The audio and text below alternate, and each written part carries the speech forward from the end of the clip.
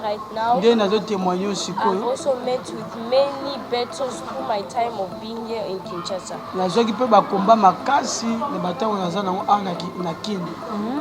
But I would like to advise us as all Kinwas of Kinshasa, Congo, and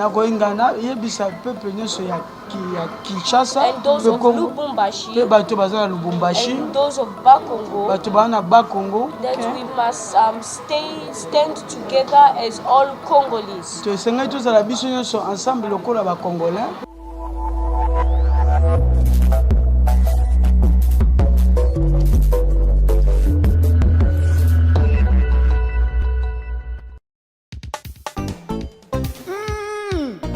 Yebela vitesse à G. Yebela vitesse à G. Bouloukou Yena Congo Swiss TV. Bouloukou, ça c'est du bio. Et nous là que Congo Swiss TV, c'est du bio. Kuna Tobiaka ya ma chambre froide d'été. Vraie information, c'est Congo Swiss TV. Bienvenue sur Congo Suisse Télévision avec Marie Sugarfleur dédiée au Bolandaka, la émission de Bolingaka Mingi entre nous. Alors, avant la bande émission, on a pesi bana monde entier, bana Braza, bana Brésil aussi, grande sœur na ngaza kuna Fallon moi ça permet depuis Brésil et puis on a pesi merci na papa social Vianney Panzi, papa na Océane et puis Neika, gros bisous à vous. Na Bossanité maître John depuis quelque part. La Bossanité peut-être alors juge ma gros bisous à vous. Alors l'autre thème na biso ezali toujours le belassir prophétie. Alors prophétie nayebi ke eza bato mosusu bamona kaka bamikolo nde bapesa prophétie mais oke nzambe komo kosala makambo ebele na bana mike lelo tokolakisa bino mwana moko ya 12 ans azopesa prophétie et puis azoteya likambo kokamwa mwana ya 12 ans. Alors yo oza na bana nango na ndako olinga kolakisa bango nzela nzambe te bana bakenda ekodim te bana baza na ndako. Alors mwana wana koyeba nzambe ndenge nini mais oyo moninga asali alakisi mwana ye nzela nzambe mwana 12 ans. Alors on a yebi ke biso to découvrir comme on a Junior Power. Alors avant to ke pas Junior tozana na prophète abiso ki yaza papa est Junior. Alors on a qui copé ça mbote papa Power. Bonjour. Bonjour. Boni papa. Non, ça va par la grâce de Dieu. Nous avons un contrôle. Ma ramené ça très bien. Nabi que comment on a prononcé bien ou bien la café? Non, au café comme on a prophète Power. Ok, Power. Prophète Power, ça c'est mon nom. Et là qui c'est une signification? Prophète Power en anglais, Power est puissance. Ningi bato babengaka power. Mais en anglais, tu bengaka R et R, tu bengaka A. Donc tu bengi power. Mais mingi ba francophone ba lobaka power, ba bengaka power. Mais en français ni ko loba puissance. Ah, OK. OK, merci beaucoup. Toujours côté si on a émission na biso. Alors on a péché on le merci ndenge on dit invitation na biso. Alors on se présenter église na yo zawapi, fanda kawapi, bana nzambe bami kempo koyeba. Oui, église Nabiso comme on a Bread of Life Prophetic and Deliverance Ministries. Et ça précisément la ville à Johannesburg, dans le quartier où Babengi Benoni. Et ça 15 minutes de l'aéroport international. Il y a Yansmant, il y a Johannesburg. Et l'église Nabiso est sur la commune à Kinshasa, à la ville à Kinshasa, dans la commune à Ngiringiri, dans l'avenue Niangara numéro 83, à Sosa Chaba. Okay. Référence non loin, il y a l'église armée de Victoire, il y a archevêque Coutinho. Tout ça, pene. Ok, merci prophète Power. Tumto et Mamoussala, Namoussala, Nzambe Bandaka. Ok. Naza, bon, en fait, Ngai, Nabanda Moussala, Nzambe, et puis moi, Namouké, depuis l'âge il y a 12 à 13 ans, okay. Appel Nanga Bané pour se manifester déjà, parce que biso na lignée to botami na lignée ba sacrificateur. Okay. Oyo papa nanga azala pasteur et koko nanga azala pe sacrificateur. Aza parmi bato babane kotambola na prophète Simon Kimbangu bakotaka na bango na prison bamemaka bango na Équateur bakenda pe na prison esika moko. Et bah, toujours tous les deuxièmes fils de la famille na biso bazara basala nzambe. Et ça non seulement ça qui ngunza et ça peut appel et ça peut grâce moko ya libota. En dehors ya mandat on nzamba benkai. Alors on a bandé depuis na ba âge à 12 ans 13 ans et ça qui sans ordination sans consacration mais papa nanga ayambisanga Yesu na yamba Yesu à travers ye na zo baptême à Saint-Esprit na bani ko interpréter mais nzamba bani ko utiliser nga makasi na makambo etali prophétie na ba âge wana na bani ko orienter mikolo même na kata famille d'ailleurs papa nanga kufa ezaka révélation prophétique o nzamba pesa nga le même jour mais bande ko mususu papa zai ko bokola to va na bango na même on a même ndaku bazana balwanda ba partout ba témoignera appel nanga donc jusque là tina ba 2000 na ko vanda na ba 1998 99 na première graduat na campus nde nazaki adopté ko vanda ndaku ya pasteur a formé nga comme révérend pasteur Félix Kassiama. Donc aza un apôtre aza déjà mukolo abimisi basa nzambe belé. Donc baserwana ezaki bazaki na ba filiation na ba emer ezali père spirituel wa lo muchinga ya Kasongo nde azali uninga bazaki place moko na papa nanga ti lelo aza vivant na ba émission ekoleka tozane pe comme révérend apôtre Félix Kassiama. Donc eza parcours nanga ngwana kolongwa awa nde na kende kovana kendeki Afrique du Sud et en Afrique du Sud na ke bâti église avant na bâtir yango nazalaki sous mentorship ya révérend Fernando da Silva azali parmi ba représentants ya église ya christianisme na monde na bazali ko travailler na Jimmy Chwaga. Jimmy Chwaga za pasteur ayebi mingi na États-Unis na yana epe awa na Kinshasa tout ça là ba croisade en plein air ba bayebi école moko esali ke batu lelo ba zo impactation sur le fusion du Saint-Esprit na ba doit parler la langue église on a comme nango église Lifeland eza na bandal na papa ya mukolo pasteur ba passer sur Kinshasa bayebi comme ne pasteur Kala Makiese plus toujours ba formation na biso de base on a donc touti na ligne moko bien taillé to na ina mundele wana awa na susaki bango nde papa na nga bayambaka mundele wana na travailler en église na ye comme un évêque. Nazala peut former naza parmi bato ba bishop à partir d'Afrique du Sud. Bishop depuis 2003 2004 en Afrique du Sud ba consacranga bishop na gouvernement sud-africain na l'église où ils ont agréé na Afrique du Sud. Ba pesa nga diplôme na nga mérite en qualité évêque. Le parcours na nga simanango nde papa na nga bimisa nga di manière officielle mentor na nga na pe ko bâtir église na Afrique du Sud.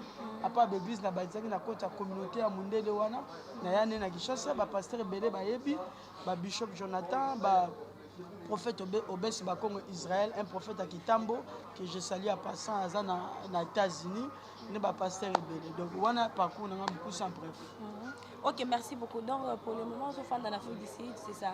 Nazali basé en Afrique du Sud, mais à Nazaki tu as qui plantation église et puis na ba mission mususu par rapport il y a orientation divine en Zambie. Nde Nazasko na Kinshasa. Ok, merci pasteur. Depuis banda musala oyo. Pourquoi penser que avantage na on a des désavantages na on? Bon, avantage à musala oyo toujours ko sala lelo ezali liboso soko tangi na livre Matthieu Bible dit que vous serez bénis au siècle présent dans Matthieu chapitre 10 verset 30. Bible dit vous serez bénis au siècle présent et au siècle à venir c'est la vie éternelle. Avantage à liboso ya musala nzambe ezali bomo ya seko. Garantie ya ko vivre ya kosala nzambe ezali ata kufi lelo mena suka ozala ressuscité. Dans Jean chapitre 6 verset 35 à 41 Bible pesi garantie ya munene. Garantie nanga ezali par rapport ya mandat vocation kosala nzambe ke lobi na kota bokonza likolo lobi sima ya kesambiselo isekwa nazala parmi bato nzambe akosekusa pe bato nzambe bako hériter vie éternelle. Mais avantage nango d'une manière physique sur la terre ezali que nzambe tozo bénéficier ebele spiritualité matériellement peu financièrement nzambe comme la biso ko bossa na te Bible bi na livre Corinthiens que l'ouvrier mérite son salaire. Donc musala eleki kozala ambassadeur de Dieu kozala ministre nzambe ezate. Mais elo on a reçu comme madame ba koma musala nzambe te mais babota makambo osala nzambe puisque so na bengi eza lokola cope te ndenge bino boza bajournaliste ndenge bato mosusu baza baministre baza baprésident de la république baa na mandat bana mandat bakosila mais mosala biso eza na mandat te. Ok, merci beaucoup prophète. Nayebi ke nazwa baton ebele te. Alors souvenir nini oza nango depuis bana mosala? Souvenir ya malamu oyo naza souvenir ya malamu mpina ya mabe. Oui, souvenir ya malamu pratiquement ya monene na nango ezali ke ti lelo so nazoloba boye omoni nakoyebi biso ba Jonas bazalaki apele mais kozala mosika na nzambe ariskaka liwa moto aza na pele ya nzambe so aza mosika na nzambe akufaka umela ata fa kufa yango bokoremake so mosala ya nzambe oyo nzambe abengi akomi mosika na nzambe awumela ate fa kufa nzambe akolinga moni Moïse ntango nzambe abengi ye alingi abandi kosala makambo ndeti ye nzambe aretiraki Moïse mbala moko donc souvenir ya monene ezali ke bomoi oyo nzambe apesi nga sécurité mpe protection naza nango eza garanti ya liboso ya mibale souvenir ya monene ezali bana nanga baosalela nzambe héritage ya monene oyo naza nango ti lelo baokola na appel ya ministère oyo nzambe apesi nga baotanga baklasse baosalela mpe nzambe wana grand souvenir na bango. Alors mauvais souvenir ezali ndenge na biso wana eza ndenge na biso donc bamauvais souvenir eza ebele yesu ye moko alekani na bamauvais souvenir daye ebele makambo asali te bokangisi ye makambo asali te botie na ekulusu inosa pamba ayebaki eloko te bongo biso kutu basouvenir ya mabe eza ebele kokosela yo bamakambo oyebi motu na makolo te moto akoki kointerprete oyo na likambo mpe oyo oyebi te moto akoki kosala likambo moko biso basala ya nzambe so oza kaka un vrai serviteur de Dieu bakokopi oyo lokola basala ya nzambe ya mabe là où il y a des vrais il y a des faux mais sikoyo epesa confusion na monde lelo kozala mosala ya nzambe tozalaka toujours critiqué toujours sali, toujours combattu, toujours minimisé, toujours traité les mêmes na bato mabe. Et on a des mauvais souvenirs. Ok, merci beaucoup, Pasteur. Depuis au Bandon Moussala, on délivre combien de personnes? Comme miracle, combien? Bah miracle, on a délivré te. Na ça peu miracle te. Mouta délivré ça miracle ça Jésus. Non, Jésus a l'égala na dila moutou non? Akitaka boy na se kiti sali délivrance te. Wana ndio bongisi question madame. OK. Pour biso to ba lilingi ya pamba, to za be esclave. C'est ça. To ça un miracle te. So mutu abike azamo sa nzamba sa miracle. C'est kana magie, c'est kana kiss. OK. Miracle ya solo Yesu mutasala. Na kata parcours na ministère to za nango bato belé, bato maboma babiki. Nazo se souvenir na maman mo basalaki 4 fois opération césarienne na Lubumbashi na terre une église moko ministère moko eza na Bel Air na Lubumbashi ma sœur wana na sakola epona ke obota sans césarienne entre temps sœur wana zaidi na ba césarienne 1704e il fallait abota mais bakene na matipisha bazwa kisi ya ba bokoko po abota ayo abota na ndenga bien mais na maman na par la grâce de Dieu, andimaka nzambe na bondeli pona ye maman na abota bon. Nous avons différents miracles. Batu musu bazu bokonzi na pouvoir ba grâce na biso na ba Zambie. Actuel ministre ya sport na République Centrafrique. Reboaz, c'est mon fils. Azala ministre était. Vraiment. C'est mon fils. Na Zambie, nous avons plein de députés en Afrique du Sud. Nous avons des généraux. Même na mboka na biso. Norolobate mais bilemboze belé donc nzamba sali ba miracle moko spectaculaire même esika tozali na Nyangara 83 asosa chaba ba témoignage na fili ici na on même na TikTok nanga même na Facebook nanga ba te belé bazo témoigner mindele ba Nigérien so beti na Facebook nanga partout power ndenge batanga na français mais partout power mais biso yo koma partout power au moins ba témoignage ba Nigériens ba Sud-Africains ba Kenyans ba tamboke belé ba témoigner nzambe de ba miracle ma okota ngozaki. OK, merci beaucoup na quand na yebiso ki na autant embelete na yoki ke o mimela ki biso mwana moko a 12 ans azo pesa ba prophétie azo teya alors mwana wana yo muto contacter na nzambe o PC contact na nzambe ou be c'était comment?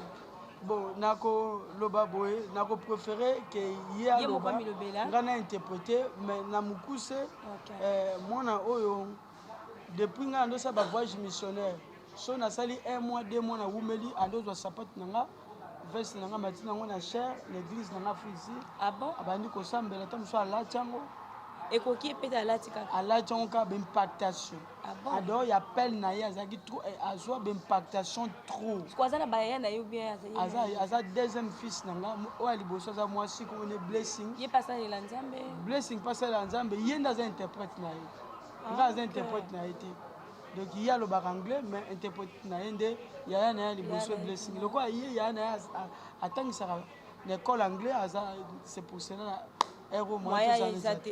Ok, merci beaucoup. Tokoyamba Junior Power. Power Junior. Junior Power Junior. Toyamba ye déjà, ye moko ameke pe ko expliquer biso ndenge Nzambe azo travailler na ye. Ok. Papa, bonjour, mon fils. Morning, my son. Morning. En tout cas, bolimbisa biso, ye azo loba anglais. Alors ba biso, en tout cas anglais, banga passé. Alors bon moniki ba opesa nga musana ye anglais hein. En tout cas bon c'est quand a été à partir à lobby na côté centre na ye anglais. Po bo eza mawato hein. OK papa osunga biso na. Ouais. OK. Ça va? Est-ce que ça va bien? Ça va? I'm fine. I'm very good. Naza malamu makasi. OK, comment tu t'appelles? What's your name? My name is Power. Kombo nanga Power. My name is Power. Prophet Power, that is my name. Kombo nanga prophète. Est-ce que toi tu es prophète? Est-ce que ça prophète? Well, Ni nango je l'excès vous prophète. What does it show that you are a prophet? well, what makes someone the prophet is not by the looks, eloko esalaka moto aza prophète eza ndenge ozotala ye te but what makes someone a prophet mais eloko emekisa moto prophète is truly by the Spirit. eza molimo ya nzambe nde ekolobela. When the Holy Spirit obtains you, ntango molimo mosantu esimbi yo eza na yo then you are in the alliance with the Lord. wana okoti na kati ya présence ya nkolo That is when you can call someone a true prophet. nde okoya kozala na ndingisa ya koyebake moto aza prophète ya nzambe. OK. So that is my answer. wana eza réponse na ngai. OK, merci beaucoup Petit Junior. Alors Petit Junior yebisa Power biso. Junior. Power Junior. Obanda musala quand? Nzamba bana le bébé na ndoto. Ou bien c'était comment? How did you start to be working for God? It was through dream or what? Well, first I have to confess, I used to be, it was in my former country, South Africa. ezalaki na kati na mboka na nga na place na wuti na Afrique du Sud. I have to confess, before becoming who I am today, senge nayebisa bino oyo nazalaki oyo nakomi lelo it is very, very different. eza vraiment très différent. I used to be just a normal child naza kaka ezalaki ndenge mwana nyonso azali that used to like to play po akoki kosakana OK. in times of church. na ntango ya église I would listen to preachings. na koyoka mateya. I also used to be naughty, just childish nazalaki things. mpe teti ndenge bana bazala But mais it started through dreams. ya liboso eyaka na nzela ya ndoto. OK. I used to dream too much. nazwaka bandoto mingi Every day I would wake up at midnight. ntango nyonso na bandeki kozwa bandoto nazolamuka na kati ya butu na minui. I would even wake up Papa and say, Papa, pray for you. nakolamusa papa nayebisi papa sambela mpo na ngai. I did Okay. dream something. nazolota quelque chose. Also, Papa will be tired. Papa will be tired, he'll just pray and me, I'll go to sleep. ape papa asambeli mpo na ngai mpo nakelala. I just every day. presque chaque jour. And then Papa used to travel too much. papa bandeki kovoyage He mingi. used to also leave his church with my mother moi atiki église na ye mpa mama na nga and the servants. na baserviteur. It was we were crossing. We were crossing the border of, I think it was Zimbabwe. Zambia. Tu voyageais, tu connais Zimbabwe. And then I prophesied. Bandai Posakola. My father was seeing that this child was having the spirit. Papa nanga monaki déjà ki naza mo présence molimo nzambe. Because to tell the truth, Pona biso vérité. I do not know how Papa saw that me I have the spirit. Na comprenaki tendeni papa a comprenaki déjà ki naza na présence na molimo. He just chose me. He said, "Power, I will present you to people and you start preaching." Okay. Après papa nanga bina ko présenter pa ya batu. Pe okoba banda kote. Also, me, I'm like, in my age, Tana mona bi o na monage na âge I na la. must preach to people. Fona banda kote ya batu. But this idea come from where? E bandaki ndenge nini? Papa just smiled. He said, "You will preach." Papa binanga okote. Ah bon? Well, it just started like that. My answer E is, bandaki siko a partir ya wana. my answer is that if I know God and preach now, Soki nayebi nzambe nazoteya lelo. Oui. it's only by the way of my father. Nyonso esamaki na nzela ya papa nanga. Okay. As it did as by the way of his grandfather and more generations. Ndenge ezalaki papa na ye koko na ye na génération na bango ya papa na biso. Okay. And that is also happened to me Ndenge mpe esalamaki mpe pa na ngai. as the second born of the family. Lokola la deuxième fils ya famille. Okay. Well, that is my answer. C'est ça réponse nanga. Ok, merci, merci prophète Pawa Junior. Tongi to ebalelo. Message nini opesa oza nango pona Congo. What's the message you have for Congo? Well, we all know, like all countries, Congo is one of them that don't prosper a lot. Ndenge toyebi biso nyonso Congo ezali mboka oyo ezo prospérité. Because there's too much hatred, Eza ba mbilinga mingi, there's Okay. too much fight, bitumba eza mingi, and I must tell the truth, there's too much witchcraft. mpe kindoki eza makasi. Also me, I have encountered them myself. Epuis nga mo namonaki yango Ah bon? As I'm testifying right now, nde nazotémoigne I've sikoyo. also met with many battles through my time of being here in Kinshasa. Nazwaki mpe bakomba makasi na batango naza nango awa na kini.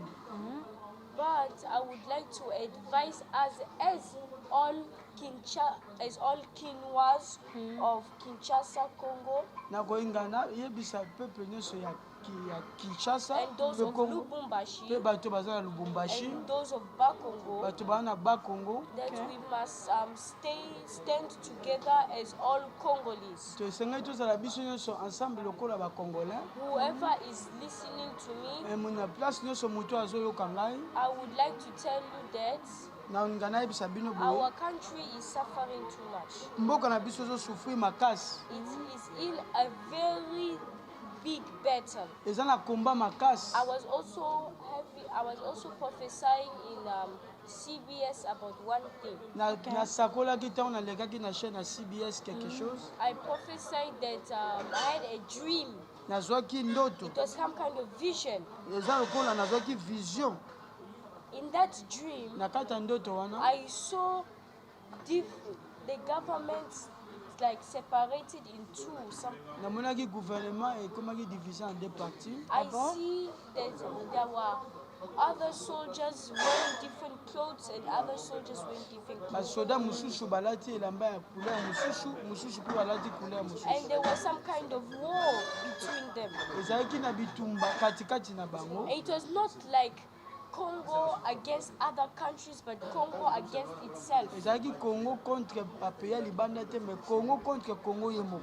Okay. They were fighting amongst themselves. Babandaki kobunda katikati na bango. They were throwing fire at houses. Bazobwaka bamoto na kati There ya was bandako too mosusu. many gunshots. Ezalaki na Okay. masasi They ebandaki closed many borders. bakangaki bafrontière. There was too much soldiers from blocking the borders from Itaga, Basoda Victoire, bazokanga bafrontière Ngiringiri. bakwenya Itaga, Ah bon? Ngiringiri, bazokanga baentre It nyonso was a serious battle. eza bitumba ya makasi That is what the vision I saw, vision nazo biso nazwaka and that is what I prophesied also in CBS, which I came to nasi tell you. nasakola mpona makambo yango nayebaka na CBS yango naye kozongela su message wana Ok. Well, about this thing, brothers and sisters of the na Lord, makambo oyo mon frère mes sœurs we should all hold hands esenge biso tozala ensemble and start to pray, mpe tosambela because mpona the world of spirits mokili ya milimo is very strong. eza makasi They do not wait, they do not sleep like us bodies do. bazelaka te balalaka te lokola biso When the devil has a chance to attack, ntango diable aza na programme ya he kobebisa will attack. akobebisa And I see that the devil was targeting Congo since 2021. I was busy talking about this topic. ntango nazoba makambo oyo bitumba oyo ebanda depuis 2001 jusqu'à le jour Ok. But I know us as Congolese, we can stop this together. me nayebi ke biloko oyo nyonso biso moko bacongolais tokoki topa yango ensemble All the fathers, all the mothers that are listening to me bamama today, bapapa oyo bazolanda nga if lelo you are in overseas, if you are in oza Bakongo, congolais if oza you na are in poto Lubumbashi, if oza you na are in lubumbashi oza na Kinshasa, kinshasa wherever you are, you're listening to esika me. nyonso ozolanda ngai I say let us hold as brothers and sisters of tika tozala Congolese. biso nyonso ensemble lokola bacongolais And let us pray for our country. tika tosambela mpona mboka na Let biso. us pray, all even the governments that are listening today, listen to us today. tika bato nyonso bazolanda ngai lelo May the Lord bless you. kola apambola May bino the Lord bless our country. May the Lord bless our ground. nzambe apambola mboka na biso apambola mabele na biso Let us remove the spirit of our country falling.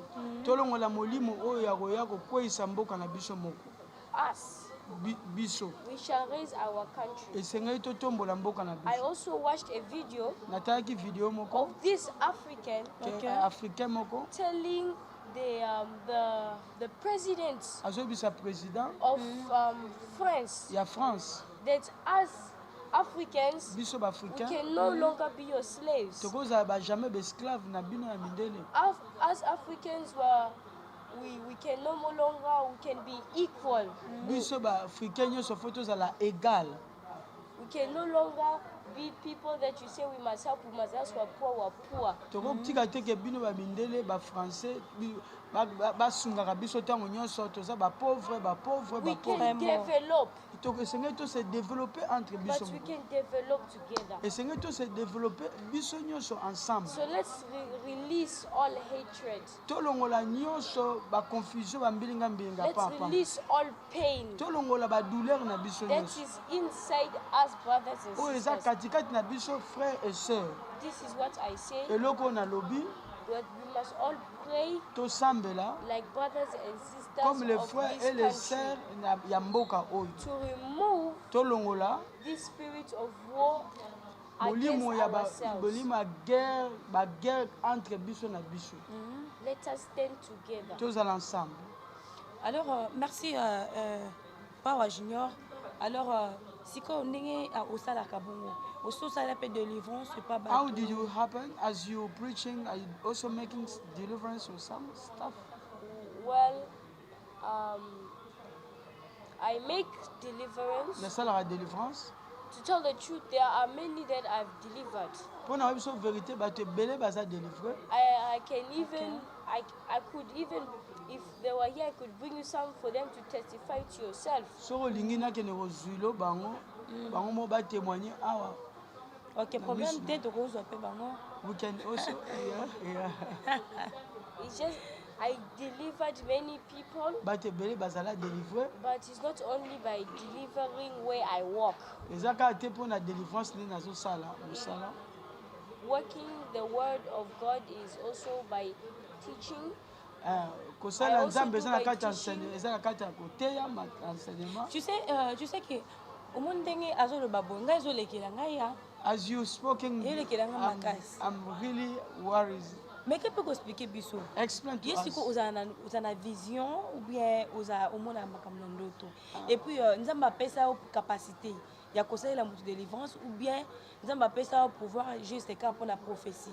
Do you have a power of prophesize or Deliver. mpe nasalaka délivrance? But I cannot say that. I cannot say what I usually do. It's just the spirit that tells me nakoyebi what biso to te do. eloko nini exact nasalaka parce que nyonso nga nasalaka eza molimo mosantu nde moto akoleta nga nasala. If the Lord soki nkolo wants to enter my dreams and show me a vision, He will show. soki nzambe alingi atize nga na nzela ya vision to na nzela ya ndoto akosalela ngo. If the Lord wants me to enter things of prophecy, He soki will nzambe enter. alingi autilize nga ntango mosusu na lisakoli nakosala yango. It's just the Holy Spirit. eza kaka opération ya molimo mosantu. But for now, mpo na sikoyo let's just say potika toloba that I can prophesy, nakosakola I can also deliver. nakosala mpe baservice ya délivrance. Let's just say like that. sika naloba bongo. siko pour le moment kosakola mpe mwa ndambo As now you can also prophesy. asakola na mpona ngama. You can prophesy for her something. Well, no problem if you are really serious, So is that serious? because to tell the truth, Pona biso if vérité. me I must prophesy for you, So nga osakola pona yo. it will be like let's say up to you in front of everyone. Na miso ya bato nasakola pona yo. Are you doing this for everyone to see, Mpo nasala yango kaka mpo bato bamona. or are you doing this for your heart te yourself? bombelanga Nasala après yango na kati ya émission motema. après émission See, I got you. Na nazwi yo I sikoyo. got you. Nazwi yo. You're doing this for everyone to see. Mpo nasala You bato can't nyonso play with bamona. prophecy. Yango mpe basaka na prophétie te. papa We igor can't azofilme play with moto Tosaka na azofilme prophétie te. pesana moto azofilme na prophétie na ye Can you prophesy for the engineer? Well, caméra wana eza miliki mabe te. The camera have no no. bad spirit. no, it's not that. Eza yango te. But you see, I got you because Nazwi yo. we can't play with prophecy. Oui, tokosakana na lisakoli En te. tout cas, We can't play with prophecy. Ouais, tokosakana na prophétie te. That's what I say. Yeah. d'accord, merci beaucoup vraiment. En tout cas, na sepeli mingi, papa tozongi epa na yo. Alors, eza ndenge nini? Mwana yo abandaki na ndenge nini? Nayebi te, ntango omoni azosala makambo oyo, yo na se ya motema na oyoka ndenge nini? Omoni mwana azwa trop de impactation, baimpacta ye trop. En dehors na ngai, mwana azwi baimpactation depuis bomwana. Bakotia na classe, bamindele, mpo ye moko andotika na basapato na ngai nde nalobaki bilamba na ngai azolata koluka ye ayebaki te ntango azosalela yango maka andozwa bavision déjà asakoli mpo na mundele bandi olela. C'est ça. Maîtresse na bango aza plus de 55 ans. Ah bon? Ya mundele bandi kolela epesi panique. Vraiment. Baconvoke biso babi mwana moko aza kuna mystique. Siko ye moko ayebaki te ke ezalaki déjà appel mais nga siko na comprenaki déjà ke lokola naza mosala nzambe mwana oyo mystique mokomo asakoli mpo na mama bandi kolela Ah bon? na chambre asakoli na Lubumbashi Jésus. na terrasse moko mama na kwei Jésus. bazobenganga kaka be spectacle ezolekana kuna alors fani azwai na encadré nasi bozomona baréponse bapesa ngai te na bapesa ye Non, ye moko. asaka na mama nzambe Eza te ba question nga na pose mais ye moko bibisi ba réponse. donc yaza koka baprophète te oyo ozomona na loyenge mpo asala asakola mpona aexcite bato te Moi, avant asakola, avant déjà kangisi avant on a le pona bibisa mbona. ye ndenge aza boye akutani na bakonzi asala mpe bavoyage ya bamboka ebele spécifiquement. C'est vrai. Même awa ayaka ye moko ayaka na papa te na mama te C'est quoi atangaka? atanga na école moko anglophone Ada pe mayele makasi. aza mayele na niveau mwana azalaka mwana OK. aza formé malgré ministre na ye appel na ye na ndako mpe na mwana na C'est quoi atayaka pe na église hein? na église ateyaka avant dada ye liboso aza prophète. C'est vrai ça? aza prophète nzambe so te na Est-ce que vous avez pas quelques photos, moi une vidéo moi eza c'est ebele délivrance? aza bavideo ebele kuta ote kotia na église moko na commune ya Kinshasa na ateyaki na Mbinza babengisi ye lisusu bato bazalaki délivre. Moi vidéo kozala. Bavideo ezali OK, non senga na nsima caméra papa Igor dola biso moi image wana délivrance totala ndenge pas au junior azosala miracle. Alors ilingi oloba ke yo muto fanyi na mwana na ndako olakisaka mwana nzela nzambe te. Alors tala bana baninga nzambe baparent na bango bazosambela mpona bana bayeba nzambe mais oyo yo otiki ye azosengasenga na bawenze mais tala mwana moninga vraiment. J'espère que biso tolandi image wana de délivrance, il y a pas au junior ndinga sali délivrance. Bino moko bomoni eza inventaire de totalité et puis tant waza na plateau na poser ba question. Na soloni na yete. Ye moko ndazo bimisa ba réponse nazo pesa. Donc la kisi que nzambe to cha limite te. Nzambe nzambe zélé belé vraiment. Nzambe zo sala miracle na mutu nyonso. En tout cas merci mingi pour la image bo lancer les biso. Papa Nabengo papa et junior bien. Nyonso papa et junior prophète pas wa kaka. OK, nazongi pa na ye. Sikoyo parole nini asuka ko ebisa bana nzambe o balandi yo et puis na bana o ya age na yo. Message that you give for the children and for all the other people are listening to you. Et puis na bana age na yo. And the people on conseil your nini age, ko tikela what is bana. the advice that you can leave to them? Well, what I can say now Ona koloba sikoyo. for a last word, Pona maloba nanga suka. I start from the big people that are listening to me. Bato mikolo bazolanda ngai. I just say that through my message that I speak, Na nzela ba message nanga nazoloba. let us hold hands. Tika tozala ensemble. And may the Lord bless you for following this channel. Nzamba pamola bino pona nde boso kolanda chaîne oyo. OK, Congo Suisse. Congo Suisse. Follow this channel, Congo Suisse, Bolanda bino sibo s'abonner na Congo Suisse. please, S'il vous plaît. and the Lord will bless you. Nzamba pambola bino bo partager pe yango. And also you must take credit of this spirit that you see before you. Bo bénéficier pe na molimo oyo ya Nzambe bozomona liboso na bino. You can share it with your children. Okoki ko partager message yo pe na bana na yo. You can share it with your mothers and fathers that are there. Okoki ko kabola na ba mama ba papa o baza na yo. You can that is what I say. Yango na lobi. And about the children, Pona bana mike. well, to tell the truth, as children, I can speak because me and myself, I'm a child. As children, Nga na oloba lokola mwana. we children, we are immature of life. Bana mike tozaka beaucoup plus immature na vie. OK. We do not know what happens. Toyebaka te makambo nini ekozala. We do not know the battles of the mothers and fathers. Toyebaka te bakomba ya bana ya papa na ya mama. We do not know. Toyebaka te. But as children that are following me today, Lokola bana mike pe we bazolanda can ngai. change that. Tokoki kochange yango. We can be mature. Tokokoma pe mature. We can be big people. Tokokoma pe bamikolo. We can help our parents Tokoki pe koede baparents na in biso life. na kati ya vie. Like me, Lokola ngai I help my father in his ministries. na edaka papa na ngai na ministère. And I'm also wanting to create my own when I grow older, Etango na kokoma mokolo pe na kozala na ministère na ngai. OK. which I'm planning to do. Yango pe naoplanifie kosala. OK. Let me give you an example. Lokola exemple. The Bible said Bible elobi there was a child named David ezalaki na mwana kombo David who was already having the calling to be the next king of his kingdom. oyo azalaki deya na appel ya kozala roi na kati ya bokonzi ya royaume na bango, After na kati ya mboka na bango. Après Saul he will be the next king. eye akozala roi oyo akolanda ya mibale. Well, the first thing that showed that David had grace Eloko etalisaki ke David aza na ngolu. is that one thing shocked me. Eloko moko esimbi nga makasi. Is that when Goliath said that bring your best men, Ntango Goliath abandaki kolance défi na ngambo ya Israel babimisa bango mutu oyo ya malamu oyo ya makasi. there were many men. Bato ebele There bazalaki ebele. was also men with big men with strong muscles, Ezalaki mpe na bato mosusu bazalaki mpe na banzoto ebengambe.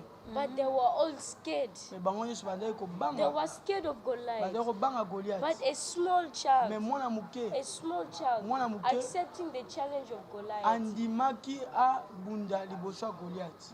But the big people Me ran away. bamikolo babangaki bakimi. What a Vraiment. shame. Tala soni. What shame. Tala soni En ya tout boye. cas.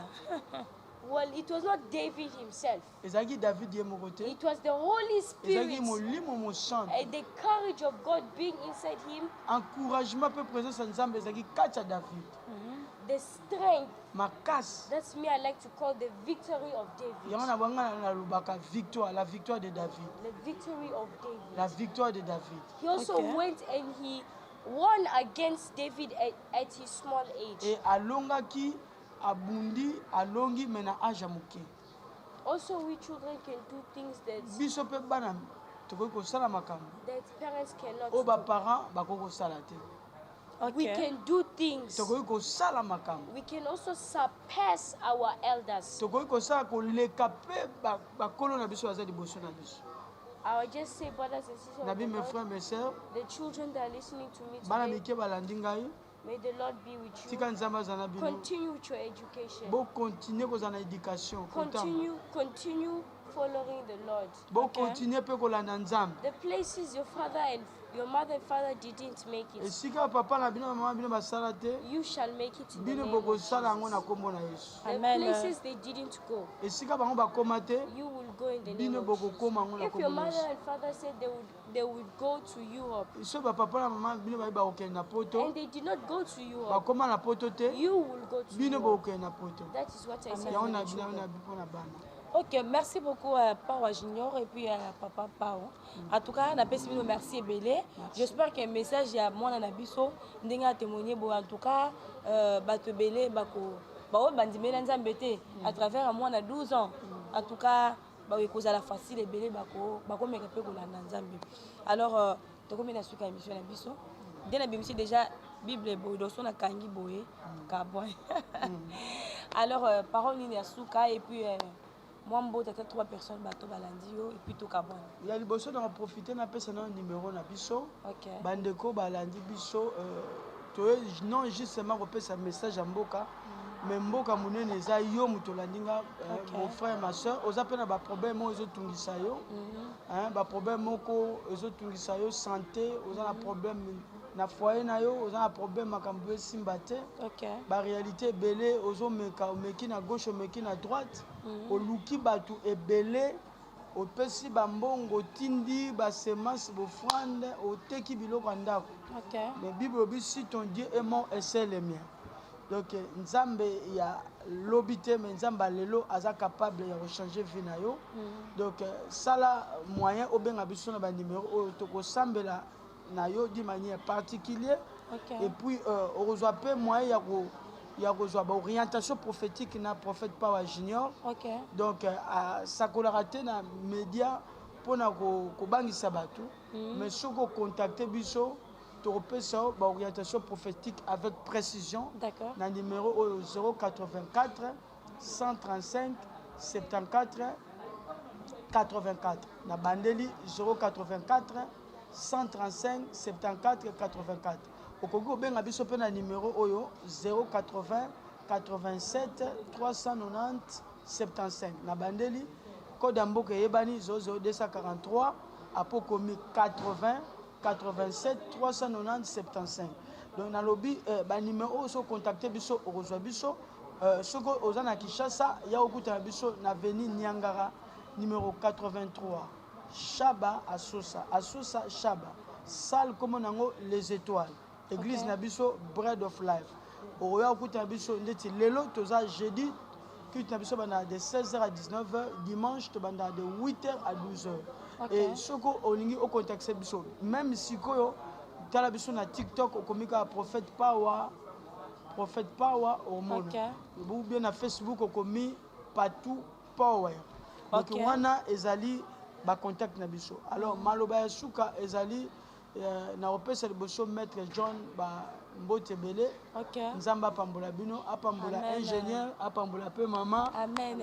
Pour la réception na bino Nzambe na 90 jours chaîne oyo battre ba chaîne nyos. Amen. Na bien on reconnaît un vrai prophète par l'accomplissement des prophéties. Beaucoup ma 90 jours donc 90 jours ça se passe à 3 mois. Et Nzambe a ofungula makambe belé. Pe makambe belé resama e kokamu sabatu. Pona mboka na biso message si baote ko pesa pona mboka ngwana na koloba totikala biso sur la prière omoni église ekoki koaffecte pays na komata to na kokufa donc à la prochaine tokolobela yango donc nzambe apambola biso tozala ini po tokote kosambela mpona mboka alors babai napesi bambote ya bato nyonso balandinga à la prochaine nde kolo apambola mpe bino na ingénieur ozalaki super que Dieu vous bénisse. Ok, merci beaucoup. Merci vraiment. J'espère que bana Congo Suisse to lundi message wana to lundi moi on a 12 ans to lundi papa ndenga lobi. Alors on a 5 qui ça toujours branché la Congo Suisse télévision chez les akaka moko o zo memela o ba mambu nyonso so lingi de délivrance so lingi donc makambu sur na Congo Suisse o zo solution na problème na yo. Alors to kutani à la prochaine. Bye bye. Bye bye. Merci.